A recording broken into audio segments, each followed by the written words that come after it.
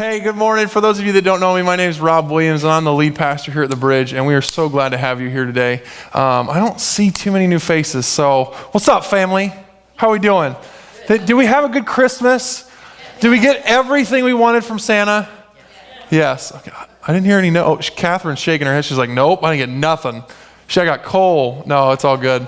No, we had a really good Christmas season, and I don't know about you, I haven't really gotten back into my full rhythm yet, right? It's kind of like the dates between December 23rd all the way up to January 1st. You're just completely out of sync, and you're just doing whatever and whenever, and trying to get to this family thing and that family thing. I know a lot of you guys work at certain factories right now that are kind of shut down, and you're loving it, and you're like, I don't want to go back, and that's just part of where I'm at. So, hey guys, we need to go to the sermon view on the back projector if we could. Bobby, if we could go to the sermon view on the back projector, that'd be great. We are working through this week as we wrap up 2018. Can you believe 2018 is already over? As we wrap up 2018, we're looking to also wrap up this series called My Big Fat Mouth. And I want to start by asking you this question, okay? Have you ever been caught saying something negative about somebody or someone? You ever had that happen before? I've had that happen a number of times throughout my life, and whenever that happens, whenever you get caught speaking negatively about someone or something, you just feel like the smallest person in the world, don't you? Right? One instance that happened for me was actually back when I was on my internship in college. I was sitting, we were getting ready for this big Father's Day barbecue. It was near the month of June, and obviously because it's Father's Day. And me and my internship supervisor were actually helping get the property of the church I was interning at. We were trying to get the property ready to go for this Father's Day barbecue we were going to do. And so we're like doing groundskeeping, we're building things, we're putting things together, we're setting up grills, we're doing all kinds of stuff. And we spent most of the day together, and he went to the same university I did, and so we start talking about, this professor and that professor, and I remember this class, and I hated this class, and we were talking about a bunch of different things, and we came on the topic of an award that our college gave out every year called the Most Outstanding Preacher Award. All right? It was called the Most Outstanding Preacher Award, and I began to talk about how I couldn't stand that they gave out this award every year. And the reason that I couldn't stand it was because I was young and naive, and I thought the most outstanding preacher meant the most outstanding communicator, okay? The most outstanding communicator. And so every year that they gave this award out, they would give it to an individual that I would just go, they are not a great communicator. Like, I've heard them preach a sermon before, and me being judgmental and the horrible, naive, dumb college student that I was like, why did they get that award? And every year they would roll out these candidates, and these people would win this award, and you'd sit there and go, that makes zero sense to me. I don't understand why they won that award. And so I'd sit there and talk to my internship supervisor, and I was talking to him about this award. I'm like, it's just a stupid award. They always give it out to the wrong person every single year. And the reason that I ended up finding out, the reason that I thought they gave it out to the wrong person every year was because it wasn't just about how well you communicated. It was also about your character and your academics as well, right? It included all those things. And I'm just ragging on this award and ragging on our college for it and talking about all these things. I'm just like, it's the dumbest award I've ever, like the college does. I just don't know why they do it. And then after I'd finished ragging on this award, my internship supervisor looks at me and he goes, that's funny because I won that award my senior year. And I just felt like the smallest guy in the room. Like, I did not know what to say or do. Have you ever been there before? Come on, let's just admit it. My big fat mouth, right? And that's all I could think. And so as we dive into this series today, we're going to be talking about the topic of gossip. Because when you get caught in gossip, when you get caught talking negatively about someone or something, you feel really small, don't you? But what you're going to come to find out is that it doesn't just hurt you, but it hurts so many others as well. Now, as we've been throughout the series, we've been touching on a number of different topics because the mouth is a very, very powerful thing, and that's a good thing and a bad thing in a number of regards. And it's really funny that as we've been working throughout the series, I've actually been reading in the book of Proverbs in my devotions each day. And I don't know about you, but if you've ever read through the book of Proverbs, you come to find out that it has a lot to say about the mouth. I mean, quite a bit to say about the mouth. The first thing, so today as we work throughout this message, we're going to be talking a lot about Proverbs. So I could try to get you to turn to a certain passage, but then you're going to be turning to another one later. So it's up to you. You can turn to the book of Proverbs now if you'd like, but we're going to be hitting a bunch of different passages of scripture throughout the morning. morning. But as we've been in this series, we've talked about a number of different things. The first thing we talked about in week 1 was complaining, right? We talked about complaining and the fact that everybody complains quite a bit, as a matter of fact. There was one statistic I think that we talked about where humans complain on average every 1 minute of a conversation, right? We all complain a lot, but when it comes down to it, complaining at the heart of everything has to do with you being disappointed in the lot that God has given you. Right? The second thing that we talked about was criticism.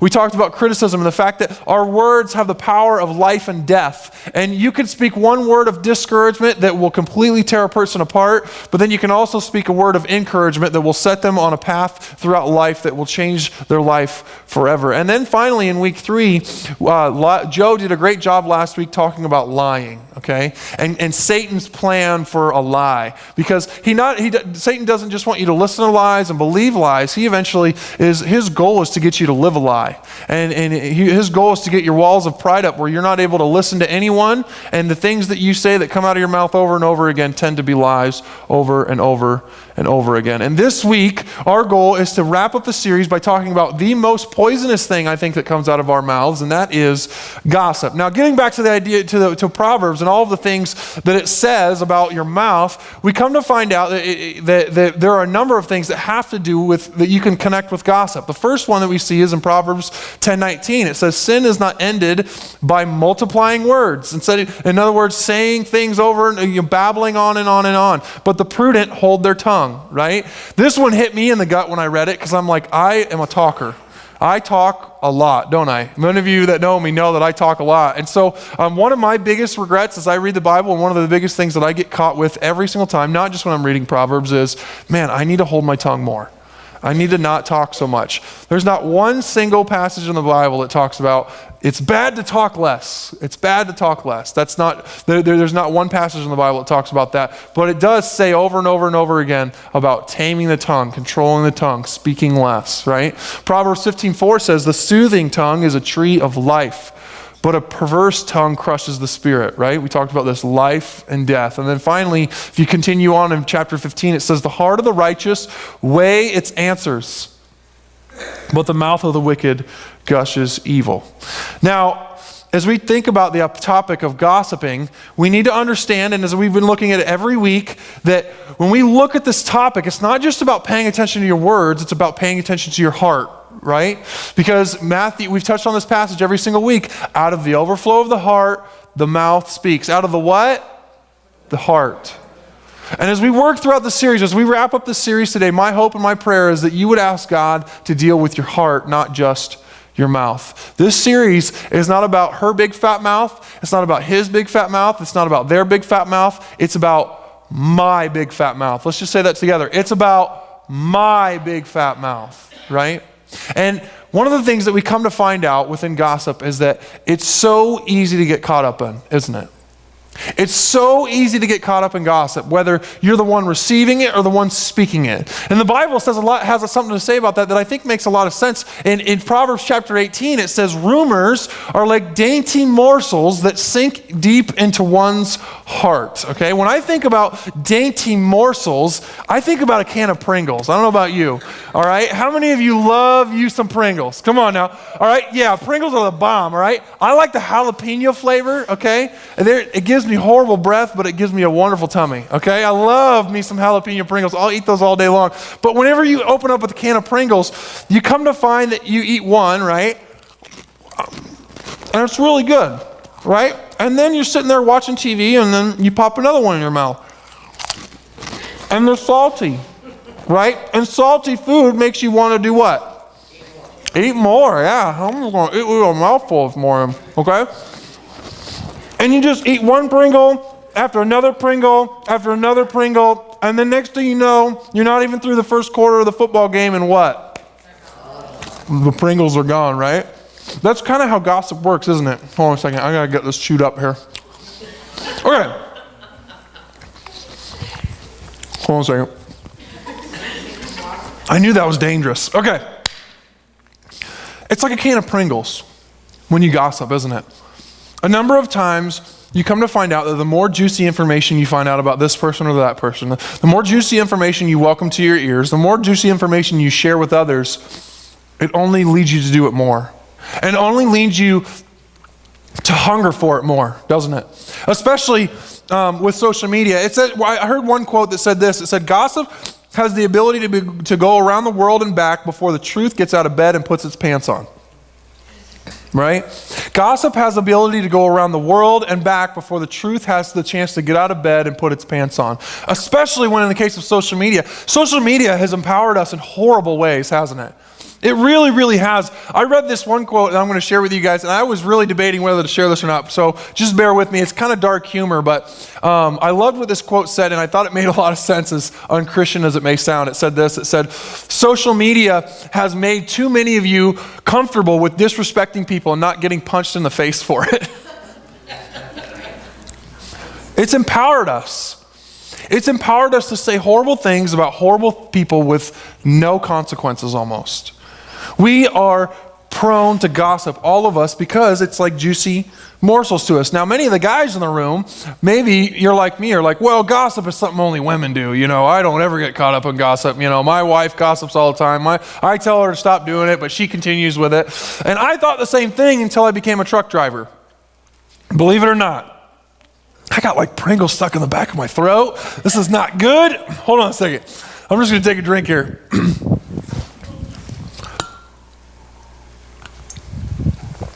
There we go. Okay, much better. So I became a truck driver, right? And I found out that guys gossip just as much as the ladies do, if not more sometimes. When I was working at a truck driver terminal, we had over 100 drivers on staff, okay? And everything got out very quickly whenever something happened. One example of that was actually the day that I decided to put in my 2 weeks and resign from being a truck driver. I was actually going to another company. And I went into HR. I hadn't told anybody what I was doing. No one knew that I was going to put my 2 weeks in. And I went into HR and I told the HR director, his name was Stu. I was like, hey man, I'm going to be putting my 2 weeks. I got a job with another company, better hours, better pay, yada, yada, yada. And I just need to let you know.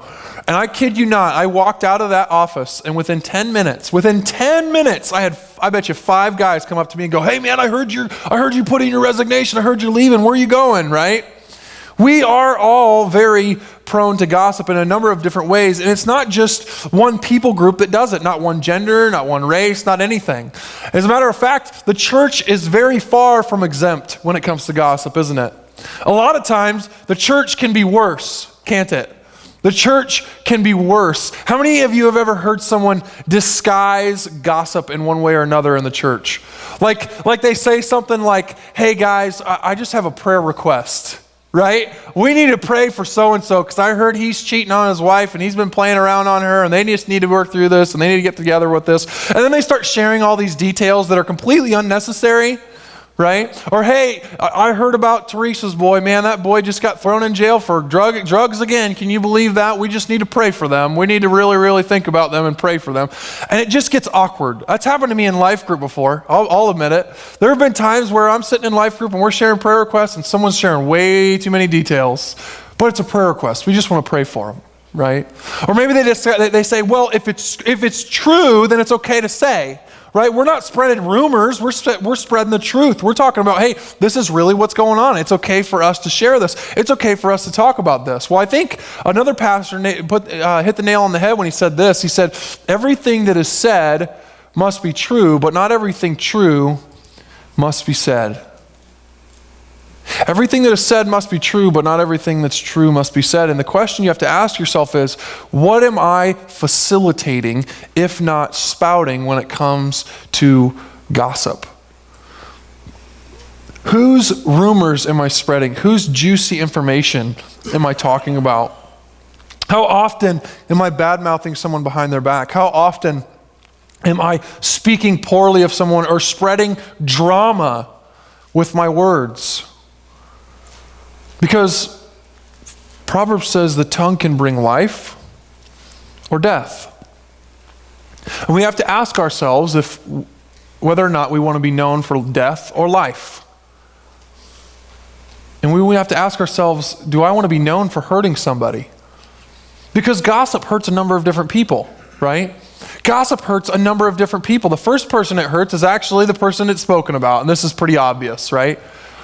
Gossip obviously hurts the person it's spoken about. I know many of you that have probably been hurt by gossip yourself. You've been hurt by gossip yourself. And that goes on, and Proverbs talks about this in chapter 16, verse 28 says, a troublemaker plants seeds of what? Strife. And let's just say this together. Gossip separates. Gossip separates the best of friends.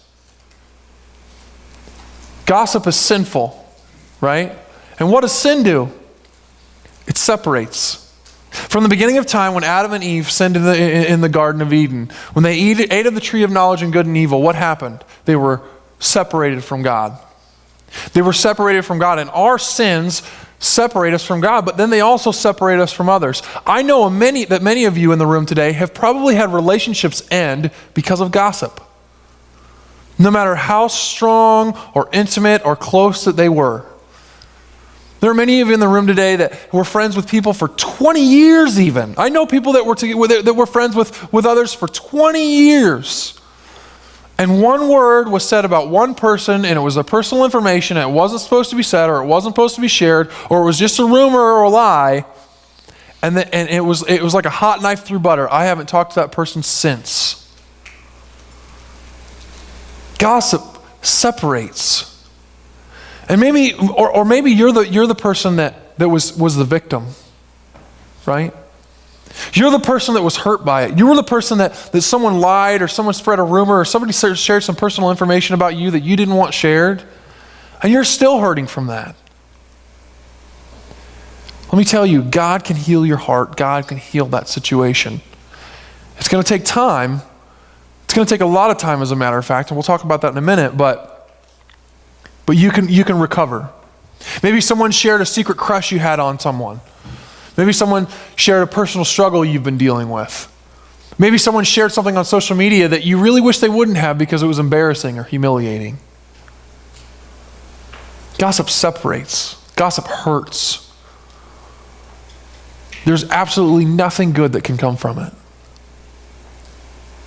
Maybe you are the victim, and you've been that person that is hurt by someone's bitterness or smallness or their insecurities, and they've spoken poorly of you. Let me encourage you, it could be worse, because you could be them. Because gossip doesn't just hurt the person it's spoken about, it really actually does hurt the speaker as well. Proverbs chapter 29, verses 9 and 10 say, when arguing with your neighbor, don't betray another's secret. Others may accuse you of gossip, and you will never regain your good reputation. You will when? Never regain your good reputation. When you get caught speaking poorly of someone, spreading rumors or lies, it's really, really, really hard to gain trust back, isn't it? From anyone, really. From anyone. Talking badly about someone else when they're not around says more about you than it does about the person, doesn't it? Talking badly about someone when they're not around says more about you than it does the person. I loved what one preacher said. He said, don't invent things with your small mind and share it with your big mouth. Right? Don't invent things with your small mind and share it with your big mouth. What are you doing to ruin your reputation because you are the speaker? How many people do you know that no one listens to because all they do is spread rumors and lies and negativity? These are the people that walk in the room and the whole room just kind of shuts down because they came in. And you know they're going to be talking about so-and-so, and they're going to be spreading lies about this, and they're going to be talking about that and working through this, and none of it's true. And even if it is, it's none of their business. Now here's the thing that I think many of us miss. I know that this is a thing that kind of hit me when I was working through this message. Gossip doesn't just hurt this person it's spoken about. It doesn't just hurt the speaker, but it hurts the listener as well. It hurts the listener as well. Are you someone who welcomes gossip? Are you the person when you hear some juicy information being shared by somebody else off in the distance, you run up to them and you go, hey, what's going on? What are we talking about? Who are we talking about? I want to hear it. Tell me everything. Is that you? Proverbs says, wrongdoers eagerly listen to gossip. Liars pay close attention to slander. Are you the person that needs to know all the business about everyone's business? Do you eagerly want to learn about everyone's baggage and problems and situations? Because you're hurting yourself by welcoming that. And here's the worst news probably that you want to hear, because those people that constantly come to you with that information, some of you might be going, why do they always come to me? Why do they always talk to me? Why do they always bring me their crap? They bring you their crap because you listen to their crap. You welcome it. Pardon me for using that word, but they're bringing it to you over and over and over again because you're welcoming it over and over and over again. And here's the worst news. Once they stop talking to you and you turn your back, what are they going to do? They're probably going to start talking about you. They're probably going to start talking about you, and what you permit, you promote. What you permit, you promote. You may not be a gossip yourself, but your sin of omission, your decision to do nothing about it, is just as bad. It is just as bad. Well, Rob, I'm not the one spreading the lies. I'm not the one talking about them all the time. I don't care. You're facilitating it, whether you know it or not. And it's time that you begin to start noticing. Now, here's the question. How do you notice? How do you notice when you are the listener? How do you deal with gossip if you're trying to stop gossiping? How do you control it? Because the hardest part about gossip is that many times you don't realize you're hearing it, or you don't realize that you're doing it until after you've already heard it or done it, right? It's really hard to control. So what are we supposed to do? Well, I really think it comes down to two things, and it's very, very simple in context, but it's not easy to do. All right? These are two things that are very much easier said than done. All right? And the first thing that you have to do is guard your ears. You have to guard your ears. You have to pay attention to what you are taking in. Like when I was in Sunday school growing up, the teacher always told me, garbage in, garbage out. Right? Garbage in, garbage out. What are you taking in? What are you allowing your ears to hear? Back in July, this last summer, Joe preached an awesome sermon on racial reconciliation. Okay, we were in a series called The Big Three, and Pastor Joe was preaching probably, I think, the best sermon that's come out of this church in 2018 on racial reconciliation, and I loved it. And during that sermon, he said something that I really, really liked. He said this. He said, it's always dangerous, or it's usually very dangerous, when everything you know about them, whoever them is, okay? It's really dangerous when everything you know about them is from someone who is like you, right? You guys remember when he said that? It's always dangerous when everything you know about them is from someone that is like you. Well, I would actually take that within the context of gossip, and I would flip it this way. It's always very dangerous whenever you learn something juicy about someone from someone else. It's usually very dangerous whenever you learn something juicy about someone from someone else. You have to guard your ears. Now you're saying, well, Rob, I can't just tell them to stop talking, can I? Well, yeah, you can. And yes, that might be a little rude, but I've got a couple more strategies for you, okay? You could start by asking the question, hey, why are you telling me this? Like, honestly, I'm not sure if I need to hear this. What's your motivation? Like, what are you telling me? Why are you telling me this, right? And maybe they'll give you an answer that's kind of weird, and you just, they continue to start talking. But then you can also, you can approach them with this question. You can say, have you spoken with so-and-so about this? Have you spoken with so-and-so about this? Whoever it is that they're talking about, or whoever's leading, whatever that problem is that they're talking about. I had a situation like this a few years ago. My little sister and I went to the same high school, and so she got nominated for homecoming court, and I wanted to go back to my old high school to say hi to some old teachers and friends and stuff. And so she got announced for homecoming court. My sister's 9 years younger than me. All right, so we went to this homecoming football game right? And we're going up in the stands, and we sit in the very front row, and we're having a great time. I'm hanging out with Steph and the kids, and all of a sudden, one of my relatives who has a daughter that attends the same high school with my sister comes up to me and just starts talking to me, and then eventually it turns into gossip. I mean, he just starts railing about the school, railing about the principal. He doesn't like this. He doesn't like that. They won't do anything about this. I can't believe they're allowing this, yada, yada, yada. Meanwhile, everyone around me, you just know that they've got one ear peeled listening to this conversation, right? And I just feel so awkward. I feel like literally the smallest person in the bleachers that day. And I was just like, what are you saying? Like, there are so many people listening to you right now. What are you doing? And I was turned off by it, and I was really frustrated with it, and I didn't know what to say or do. And finally I just said, you know what? Have you talked to Mr. McWilliams about this? Mr. McWilliams was our principal.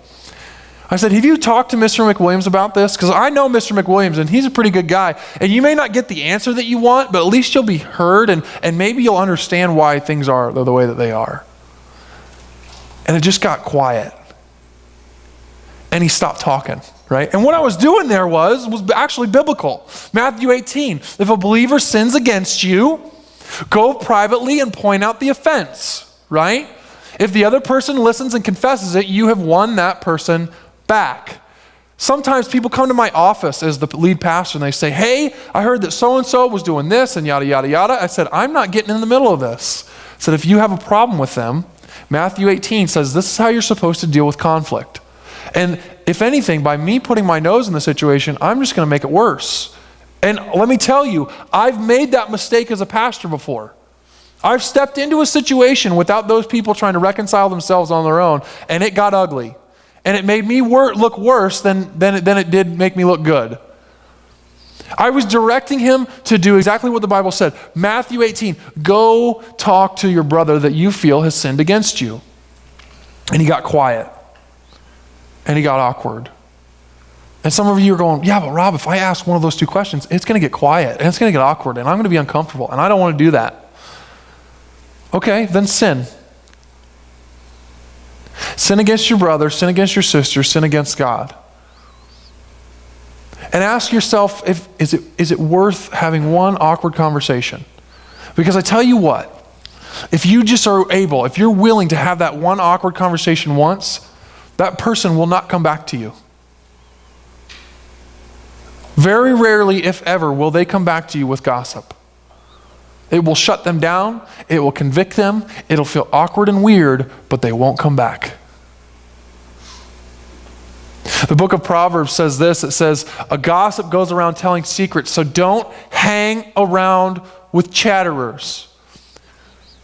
Rob, why does everybody come to me with their drama? Why do they always want me to listen to them? Why are they always, because you're welcoming it. If you have a problem with the chatterers, maybe the ultimate decision you need to make is, I need to stop hanging around the chatterers. I need to get them out of my life, or at least when they're around, I need to begin to shut them down. So the first thing that you can do is you can guard your ears, but then the second thing you can do is very simple. Shut your mouth. Guard your ears and shut your mouth. Look at your neighbor. This is the one time you can do it. Say, shut your mouth. All right, some of you said that with a little too much vigor, all right? What I always tell people when they call me out on my stuff, I'm like, shutty, right? 21:23, watch your tongue and keep your mouth shut and you'll stay out of trouble, right? In the New Living Translation. Sounds like something you'd say to your kids, right? Sounds like something you say to your kids, you watch your tongue and you shut your mouth, boy, right? When I look at that, I sit there and go, yep, I've said that a number of times to my kids. But maybe we need to start saying that to ourselves. Maybe we need to start saying that to ourselves. This series is My Big Fat Mouth. Man, I cannot count the number of times I wish I would have told myself this. Rob, watch your tongue and shut your mouth. What are you going to accomplish by doing this? What are you going to accomplish by saying this? Shutty, right? Luke chapter 6 says, do unto others as you would have them do unto you. One of the best ways to keep yourself from gossiping is before you share information or talk about someone or something, ask yourself, if someone was sharing this information about me, how would I feel? If a third party was sharing this information about me behind my back, how would I feel? Would I be okay with that? Would I be all right with that? Watch your tongue, keep your mouth shut. This all comes down to the reason that we are so prone to gossip, I think, is not only is it dainty morsels, but I think a lot of it has to do with the fact that on the inside it makes us feel better because at least we're better than them, right? We may not be up here, but at least we're not down there, right? And a lot of times we have these insecurities that rise up inside of us, and this helps us deal with our insecurities. A lot of us have this arrogance that rises up inside of us that makes us just want to say things and do things that make us look better than other people. That's why we want them to be less, so that we can look as though we are more, right? When they look like less, we look like more, and so it's just a lot easier to do it this way. And I'm telling you this, and I'm working through this sermon this week, and I'm sitting here going, man, I'm horrible at this. Can I just tell you that? Can I just be transparent with you for a moment as a pastor? There are a number of times where I was working through this message the last few weeks, and I was going, man, I've got so much work to do. I can't tell you the number of times that I've allowed gossip to enter my ears that shouldn't. I can't tell you about the number of times that I've shared something about someone because I care about them. You see, gossip claims, I'm strong because they're weak.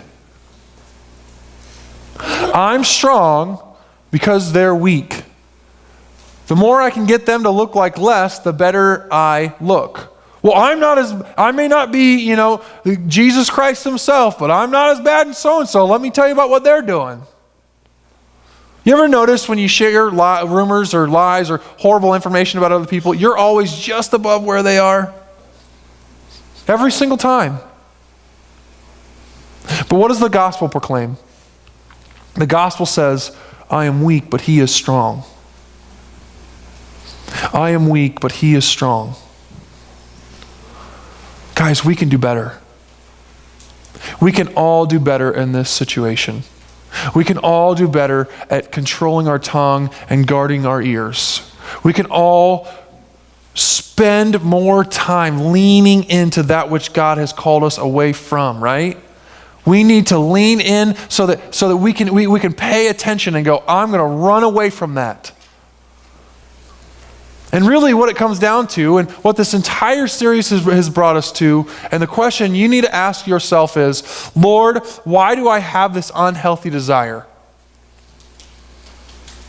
Because Jesus said, out of the overflow of the heart, the mouth speaks. Out of the overflow of the what? The heart. The what? Heart. So maybe what we need to do is we work through our mouth. As we try to deal with our mouth, as we ask God to deal with our mouth, maybe what we really need to do is ask God to deal with our hearts. Amen? Amen. Lord, why do I have to feel better than these people? When the book of Philippians says, treat everyone as though they are better than you. Why do I have this innate desire to spread rumors and lies? Why do I have to know the juicy information all the time?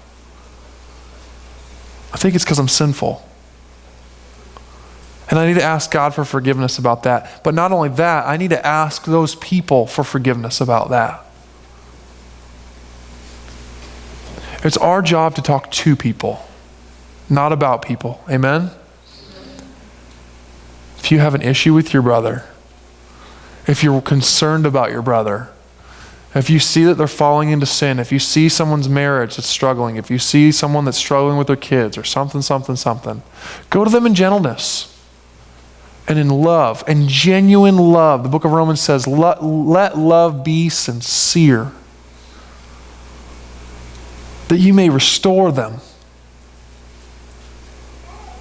Let's pray. Heavenly Father, We love you and we thank you for the opportunity to worship you, Lord. And as we bring in this new year, as we wrap up this old year, Lord, I pray that we can wrap up our mouths. I pray that we can better control our tongues. I pray that we can better guard our ears, that we can, those of us that maybe feel as though, man, we just get all the drama and we get all the juicy information, all the juicy news. I pray that we can do a better job at shutting that out. And not only that, Lord, but redirecting it to the right people. God, we love you and we thank you and we praise you. And we know that you've got a lot planned for us. But Lord, we can't connect with others. We cannot continue to see this church grow. We cannot continue to be an impact in this community if we are not able to control our tongues.